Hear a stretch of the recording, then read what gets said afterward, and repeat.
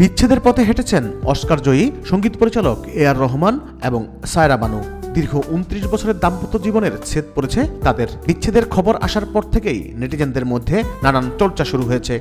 বিচ্ছেদের পর এ.আর রহমান মুখ খুললেও চুপ ছিলেন তার প্রাক্তন স্ত্রী সায়রা বানু। তবে এবার নীরবতা ভাঙলেন তিনি। এ.আর রহমানকে নিয়ে কথা বলেছেন সায়রা।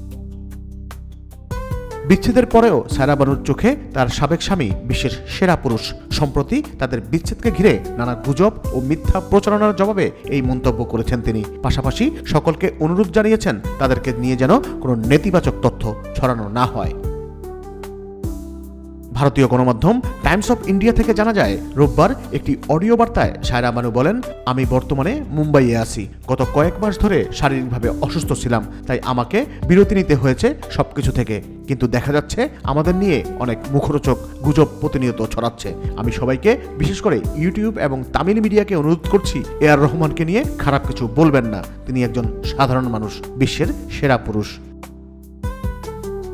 এ.আর রহমানের দলের গিটারিস্ট মোহিনী দের সঙ্গে রহমানের সম্পর্কের গুজব নিয়ে কথা বলেন সায়রা বানু। তিনি বলেন, এ.আর রহমান কারো সঙ্গে সম্পর্কে জড়িত নন। আমি তাকে সম্পূর্ণভাবে বিশ্বাস করি এবং খুব ভালোবাসি। কোনো নতুন সম্পর্কের জন্য আমাদের সম্পর্কে ছেদ পড়েনি। এই বিষয়টা একেবারেই অন্যরকম। তিনি আমার জন্য অনেক কিছু করেছেন, এখনো করেন। তাই অনুগ্রহ করে তার সম্পর্কে মিথ্যা গুজব ছড়াবেন না। ঈশ্বর তার মঙ্গল করুন। এমনকি সায়রা বানু এ.আর রহমানকে ধন্যবাদও জানান। শতব্যস্ততার মধ্যেও তার স্বাস্থ্য ও চিকিৎসার খোঁজ নিয়েছেন বলে। সবশেষ তিনি জানান, চিকিৎসা শেষ হলে শিগগিরই চেন্নাই ফিরে আসবেন তিনি। সবার প্রতি অনুরোধ, এ.আর রহমানের সুনাম নষ্ট করার চেষ্টা করবেন না।